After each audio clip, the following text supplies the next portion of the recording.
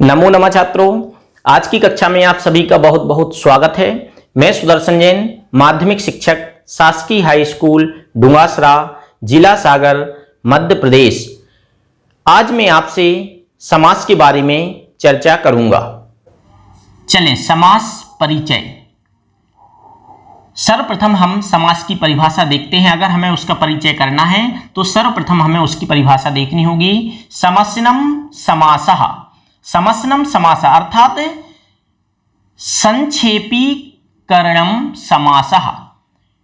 संक्षेपीकरणम, संक्षिप्त करना, उसका नाम समास है। समस्नम समास अर्थात संक्षेपीकरण ही समास है, संक्षेपीकरण करना समास है। दूसरी परिभाषा, द्वयो पदयो अथवा बहुनाम पदानाम मेलनम समासः। दो पदियों, दो पद का, अथवा बहुनाम पदानाम, बहुत सारे पदों का, मेलनम, मेलनम अर्थात मिलन करना या उनको जोड़ना, उसका नाम समास है। ठीक है। संक्षेपीकरण को भी समास कहते हैं और दो या दो से अधिक पदों के मेल को, जोड़ को समास कहते हैं। अब इसमें क्या होता है, समास में विभक्ति का लोप हो जाता है। समास में क्या होता है, विभक्ति का लोप हो जाता है। जैसे दो शब्द हैं, उसको अगर हमें जोड़ना है तो जो उसके बीच में विभक्ति है उसका लोप हो जाएगा। जैसे यहां पर जो बीच में ये विभक्ति दिख रही है, इसका हम लोप कर देंगे और जो अंत में एकमात्र विभक्ति बचेगी। तो राज्ञः पुरुषः, इसके माध्यम से हम उदाहरण के माध्यम से समझते हैं।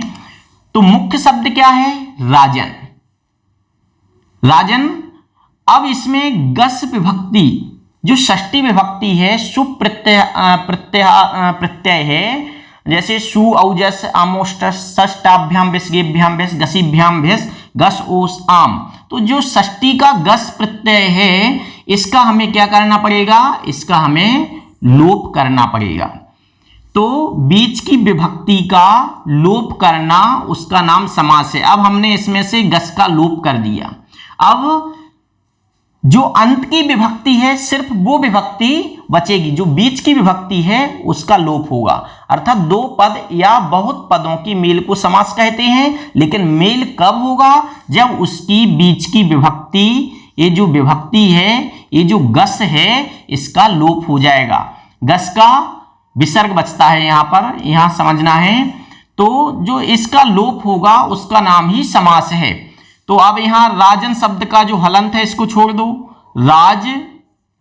अब जो शेष क्या बचा, पुरुष और सु, तो पुरुष, पुरुष, तो क्या हो गया, राज पुरुष। अब जो सु का क्या हो जाएगा, विसर्ग हो जाएगा। ठीक है, तो राज पुरुषा हो गया। तो इसमें क्या समझ में आया, जो बीच की विभक्ति हैं, उन बीच की विभक्तियों का लोप किया जाता है और उसको एक पद बनाया जाता है। अर्थात बहुत सारे पदों को उनकी विभक्तियों का, बीच की विभक्तियों को लोप करके जो एक पद बनाया जाता है, उसका नाम समास है।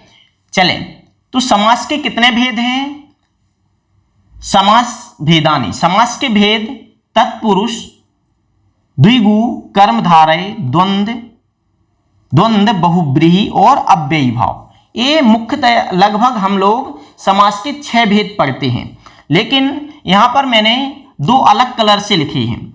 तो मुख्य समास के भेद हैं तत्पुरुष, द्वंद्व, बहुब्रीहि और अव्ययी भाव। अभी हम देखें किताब में 6 लिखे हैं। हाँ, समास के 6 भेद भी होते हैं जब इनके उत्तर भेद कर देते हैं। तो तत्पुरुष समास के 2 भेद हैं, द्विगु और कर्मधारय। ये दोनों ही तत्पुरुष समास के भेद हैं। तो ऐसे हम गिनते हैं तो संख्या इनकी 6 हो जाती है, तत्पुरुष, द्विगु, कर्मधारय, द्वंद्व, बहुब्रीहि और अव्ययी भाव। इस प्रकार से समास के 6 भेद भी हैं और समास के 4 भेद ही हैं, 4 भेद भी हैं। चलिए, अब हम इनका संक्षिप्त में स्वरूप समझ लें। तत्पुरुष समास, जिसमें उत्तर पद प्रधान होता है। अब ये दो भी उनके भेद हैं, तो हाँ इन दोनों में भी उत्तर पद प्रधान होगा। तत्पुरुष में उत्तर पद प्रधान होता है, तो इन दोनों में भी उत्तर पद प्रधान होगा। द्वंद्व समास जहां पर दोनों पद प्रधान होते हैं, बहुब्रीहि समास जहां पर अन्य पद प्रधान होता है, और अव्ययी भाव समास जिसमें प्रथम पद प्रधान होता है। चलिए ये एक बार उच्चारण करें। तत्पुरुष द्विगु कर्मधारय द्वंद्व बहुब्रीहि अव्ययी भाव। अब चलते हैं हम तत्पुरुष समास की ओर। तो तत्पुरुष समास किसे कहते हैं? प्रायेण उत्तर पदार्थ प्रधान तत्पुरुषः, अर्थात प्रायेण प्रायः उत्तर पदार्थ प्रधान, जो उत्तर पदार्थ मतलब पद प्रधान, जहां उत्तर पद प्रधान हो उसे तत्पुरुष समास कहते हैं। प्रायः उत्तर पदार्थ प्रधान तत्पुरुष, जहां पर उत्तर मतलब बाद का पद प्रधान हो उसे तत्पुरुष समास कहते हैं। यत्र पूर्व पदम द्वितीया विभक्तितः सप्तमी विभक्ति पर्यंतम भवति तथा उत्तर पदम प्रथमा विभक्तियाम भवति। दोनों तरह से समझ लें। जहां पूर्व पद पहला पद जो होता है वह क्या होता है? उत्तर पद प्रधान होता है। प्राय उत्तर पद जो होता है वो प्रधान हो उसे तत्पुरुष समास कहते हैं। जहां पर उत्तर पद प्रधान हो वो तत्पुरुष है। और यत्र पूर्व पदम द्वितीय विभक्तिता सप्तमी विभक्ति पर्यंतम, ठीक है। और जो प्रथम पद है वो क्या? द्वितीय विभक्ति से लेकर सप्तमी विभक्ति पर्यंतम, सप्तमी विभक्ति पर्यंतम, सप्तम विभक्ति तक होता है। तथा उत्तर पदम प्रथमा विभक्त्याम भवति, और जो उत्तर पद है वो प्रथमा विभक्ति में होता है। तो संक्षिप्त में एक बार समझ लें। जहां उत्तर पद प्रधान होता है उसे तत्पुरुष समास कहते हैं, ठीक है। और पहला पद द्वितीय विभक्ति से लेकर सप्तमी विभक्ति पर्यंत होता है, और उत्तर पद में प्रथमा विभक्तियां अर्थात प्रथमा विभक्ति होती है। जैसे यहां पर दो पद देख लेते हैं। उदाहरण स्वरूप ग्रामम गता, तो ग्रामम में कौन सी विभक्ति है? द्वितीय विभक्ति है। और यहां पर गता में यहां पर प्रथमा विभक्ति है। तो जो पहला पद होगा ये वाला पद द्वितीय से लेकर सप्तमी विभक्ति पर्यंत तक होगा। अर्थात इस पद में, पहले पद में द्वितीय से लेकर सप्तमी विभक्ति तक हो सकती है। जैसे यहां पर द्वितीय, यहां पर तृतीय, यहां पर चतुर्थी। तो इसमें द्वितीय से लेकर सप्तमी विभक्ति तक हो सकती है प्रथम पद में। और जो द्वितीय पद होगा या उत्तर पद होगा, द्वितीय पद यहां पर दो ही पद है इसलिए इसको द्वितीय पद कह दिया, या उत्तर पद भी कह सकते हैं। जो उत्तर पद है वो कैसा होगा? वो प्रथमा विभक्ति में ही होगा, ठीक है ना।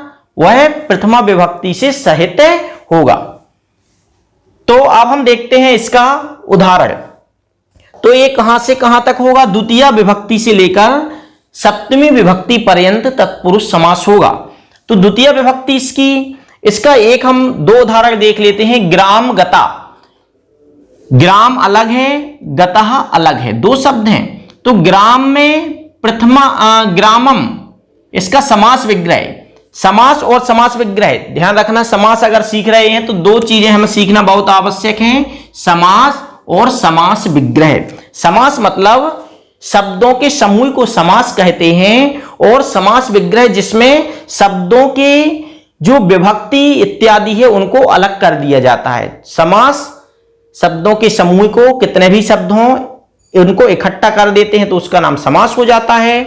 और समास विग्रह में अगर शब्द की हमें पूरी पहचान करनी है, उसके बारे में हमें पूरा अगर समझना है तो हम उसका समास विग्रह कर देते हैं। समास विग्रह समास समझने के लिए होता है। तो ग्रामगता, यहां पर ग्रामगता, ग्रामम गता, इसमें द्वितीय विभक्ति है और गता मतलब गया। ग्रामम मतलब गांव को, कर्ता ने कर्म को, तो द्वितीय विभक्ति कर्म को, गांव को, गता मतलब गया। ग्रामम गता गांव को गया। अब हमको ये बात समझ में आ गई। अब हम इसको शॉर्ट में कहेंगे तो कह सकते हैं ग्राम गता, गांव गया। अब इसमें जो को विभक्ति लगी थी या अम प्रत्यय लगा था उसको हमने हटा दिया। यहां पर जो अम की बिंदी थी उसको हमने क्या कर दिया, उसको हटा दिया और उसको शॉर्ट में कह दिया ग्राम गता, ग्राम गता। ठीक है ना, गांव गया। और यहां उसका अर्थ क्या निकल रहा था, गांव को गया, और यहां क्या निकल रहा है, गांव गया। तो ये हमें समझ में आ रहा है कि गांव गया मतलब गांव को गया। तो ये हो गया द्वितीय तत्पुरुष। अब इसका दूसरा उदाहरण भी, कृष्णम आश्रिता। कृष्ण आश्रिता, कृष्ण के आश्रित, कृष्णम आश्रिता, कृष्णम आश्रिता अर्थात कृष्ण आश्रित, जो कृष्ण के आश्रित थे। तो यहां पर जो अम प्रत्यय लगा था उस अम को हम हटा देंगे और यहां पर भी तो क्या बचेगा, कृष्ण बचेगा शेष, कृष्ण आश्रिता। इसमें इसको जोड़ देंगे तो कृष्णाश्रिता हो जाएगा। और यहां पर प्रथमा विभक्ति एक वचन है। ठीक है ना, तो एक वचन भी हो सकता है, द्विवचन भी हो सकता है, बहुवचन भी हो सकता है। यहां पर जितने जैसी स्थिति होगी वहां पर उसी प्रकार से हम वचन बदलेंगे, लेकिन विभक्ति जो होगी वो सिर्फ प्रथमा ही होगी। अब चलते हैं हम तृतीय तत्पुरुष। तृतीय तत्पुरुष क्या कह रहे हैं, ये सिर्फ यहां पर दो उदाहरण समझाने के लिए दिए हैं, इसके अनेकों उदाहरण बना सकते हैं, बन सकते हैं। अब तृतीय तत्पुरुष, तृतीय जैसे अभी बताया कि द्वितीय से लेकर सप्तमी तत्पुरुष तक ये तत्पुरुष समास होता है। तृतीय तत्पुरुष, इसका समास क्या है, ज्ञान शून्य। ज्ञान शून्य मतलब ज्ञान से शून्य अर्थात रहित, ज्ञानेन शून्य, ज्ञान से शून्य मतलब शून्य, जिसमें ज्ञान नहीं है उसे कहते हैं ज्ञान शून्य। तो ज्ञानेन शून्य, ज्ञान शून्य। तो यहां पर जो विभक्ति लगी थी कौन सी, तृतीय, जैसे ज्ञानेन, रामेण, ठीक है ना, बालकेन। तो इसमें जो प्रत्यय लगा था टा, सुऔजस अमोसस टा, तो टा प्रत्यय को हमने उसको हटा दिया। तो इसमें से जो ए और ना की मात्रा है ये हट जाएंगे, तो इसमें से क्या बचेगा, ज्ञान और शून्य। तो यहां पर आ जाएगा ज्ञान शून्य। अब अगर समझना है तो यहां पर समझ लीजिए, समाज प्रग्रह करके ज्ञानेन शून्य, जो ज्ञान से शून्य है उसे ज्ञान शून्य कहते हैं। ठीक है, बाण हतः, बाणेन हतः, बाणेन हतः। तो यहां पर भी तृतीय विभक्ति है, बाणेन से के द्वारा। तो बाणेन हता, बाण के द्वारा, हता मतलब मारा गया, तो बाण हता उसको कह दिया अर्थात बाण के द्वारा मारा गया। अब चलते हैं, तो यहां पर जो विभक्ति थी उसका हमने पुनः इसका लोप कर दिया। ठीक है, टा प्रत्यय का हमने लोप कर दिया, तो बाण प्लस हत, तो बाण हता हो गया। अब यहां पर चतुर्थी तत्पुरुष, दीन दानम, दीनाय दानम, दीन के लिए दान, गरीब के लिए दान, दीन दानम। दान पात्रम, दानाय पात्रम, दान के लिए पात्र, एक कोई पात्र होना, उसके लिए क्या कहते हैं, दान पात्र। तो हम समझ जाते हैं कि दान पात्र था, दान के लिए पात्र रखा गया है। पंचमी तत्पुरुष, पंचमी तत्पुरुष, अब इसमें यहां पर पंचमी विभक्ति रहेगी और यहां पर द्वितीय शब्द में प्रथमा विभक्ति रहेगी।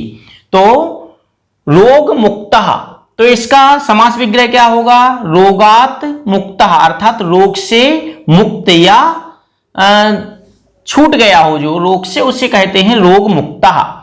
तो यहां पर पंचमी, यहां पर प्रथमा, ध्यान रखना है, और यहां पर प्रथमा विभक्ति होगी। पाप मुक्तः, पापात मुक्तः, तो इसकी जो बीच में विभक्ति है पापात में, यहां इस विभक्ति का लोप हो जाएगा, गस, इसका लोप हो जाएगा, तो पाप मुक्तः। अब यहां पर षष्ठी तत्पुरुष, यहां भी राजपुत्र, तो यहां पर समास विग्रह क्या हो जाएगा, राज्ञः पुत्र अर्थात राजा का पुत्र। तो जो बीच में गस प्रत्यय था उसका लोप हो जाएगा, तो यहां पर इसका बचेगा राज्ञ, राज, और यहां पर राजन शब्द का षष्ठी एक वचन बनता है राज्ञा, तो यहां पर राज प्लस पुत्र, तो राज्ञा हो जाएगा। तो राज पुत्रः हो जाएगा। अब यहां पर देखें विद्यालयः, इसका समास विग्रह करेंगे, दो शब्दों से बना है, विद्या प्लस आलय, तो विद्यायाः आलया, विद्याया अर्थात विद्या का, आलय मतलब स्थान, या विद्या का जो स्थान है उसे क्या कहते हैं, आलय, या भवन है उसे कहते हैं विद्यालय। ठीक है, इस प्रकार ये षष्ठी तत्पुरुष होगा। सप्तमी तत्पुरुष जलमग्ना, समास विग्रह जले मग्ना, सप्तमी में जल शब्द का एक वचन क्या बनेगा, जले, सप्तमी एक वचन, जले मग्ना अर्थात जल में मग्न, यहां पर गी प्रत्यय, गस ओसाम गी प्रत्यय रहेगा तो उसका लोप हो जाएगा, तो जल बचेगा और मग्ना जलमग्ना। यहां पर कार्य निपुणा में जो सप्तमी विभक्ति है तो कार्य मुख्य शब्द क्या है, कार्य, ठीक है ना, तो यहां पर क्या बचेगा, कार्य, जो सप्तमी एक ही मात्रा दिख रही है वो उसका लोप हो जाएगा, और निपुणा, तो कार्य निपुणा। इस प्रकार ये सप्तमी तक हमने तत्पुरुष समास के उदाहरण देखे। अब एक आता है नए तत्पुरुष समास, उसमें क्या होता है, ना अर्थात जिसमें ना का भाव प्रकट होता है उसे नए तत्पुरुष समास कहते हैं। तो ना सत्यम, जो सत्य नहीं है उसे क्या कहते हैं हम, असत्य। संक्षिप्त में ना सत्यम असत्यम, ना उपस्थितः अनुपस्थितः, ना आदरः अनादरः इत्यादि। एक श्लोक के माध्यम से मैंने संपूर्ण तत्पुरुष समास को ग्रहण करने की कोशिश की है।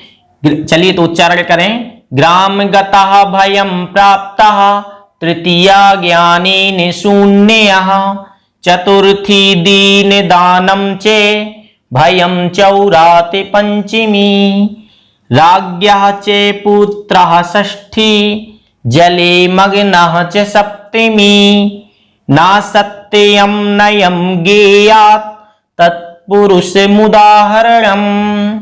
इस प्रकार आप लोग भी इसको लिखकर और याद करने की कोशिश करना। इसमें सातों विभक्तियों और नए पुरुष को, नए तत्पुरुष को हमने ग्रहण करने की कोशिश की है।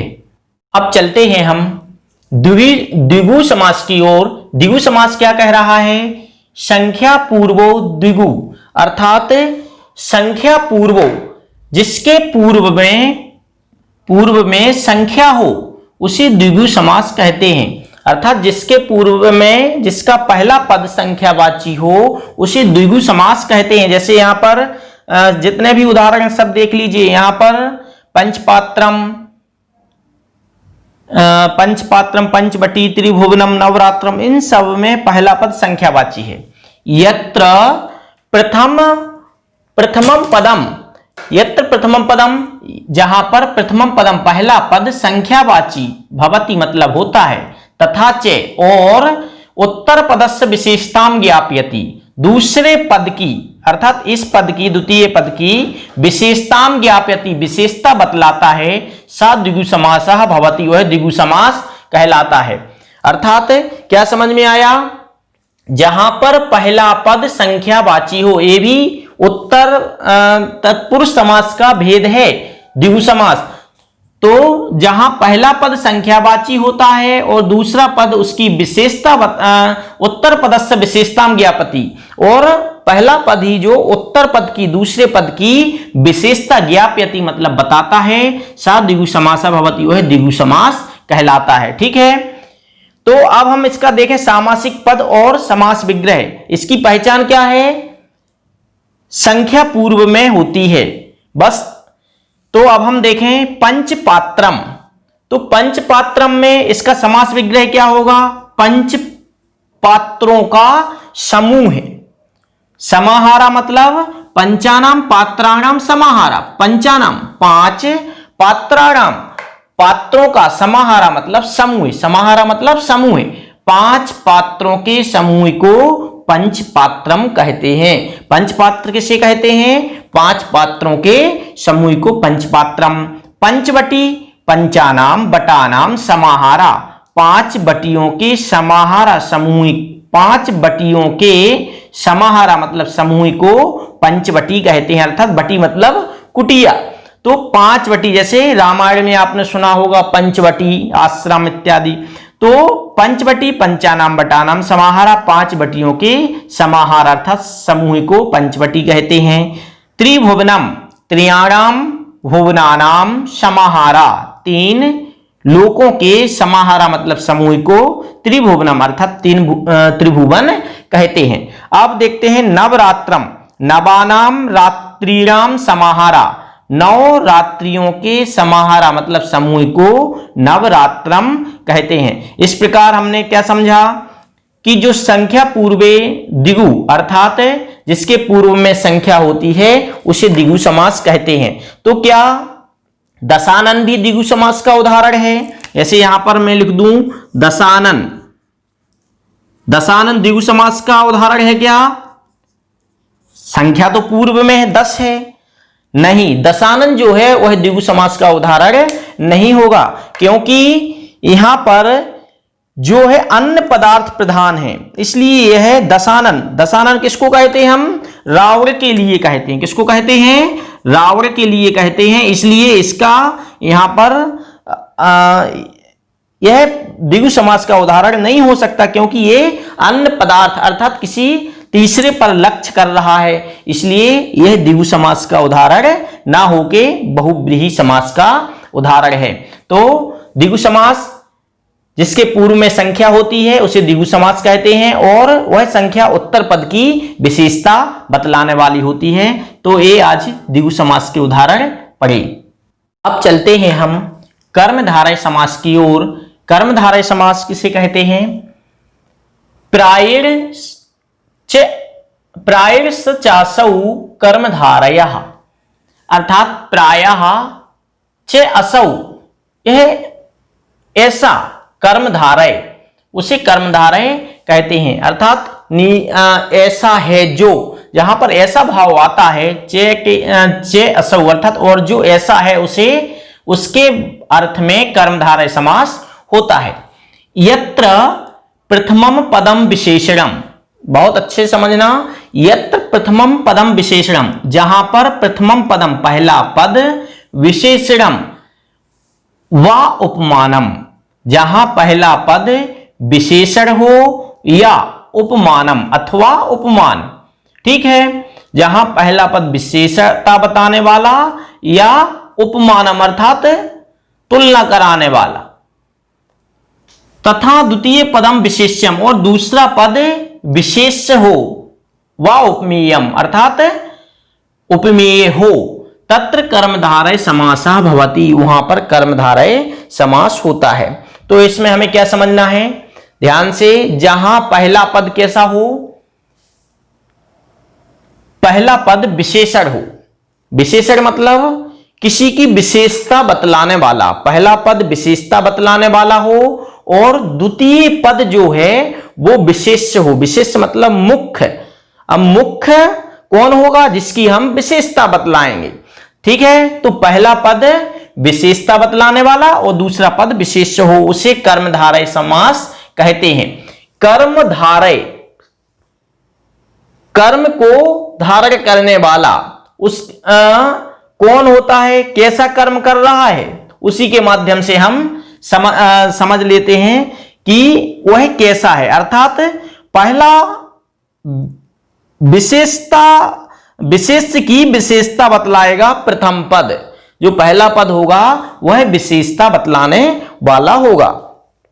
चलिए, तो नीलोत्पलम, नीलम चेतत उत्पलम, नीलम चेतत उत्पलम, नीला है तत् उत्पलम, वह उत्पल, नीला है जो उत्पल, उसे क्या कहते हैं? नीलोत्पलम, ठीक है। महापुरुषा, महान चे असौ पुरुषा, महान है जो पुरुष, महान चे असौ पुरुषा, महान है जो, असौ मतलब यह, पुरुषा मतलब पुरुष, उसे क्या कहते हैं? महापुरुषा, अर्थात पहला पद इसमें क्या है? विशेषता बतलाने वाला महापुरुषा।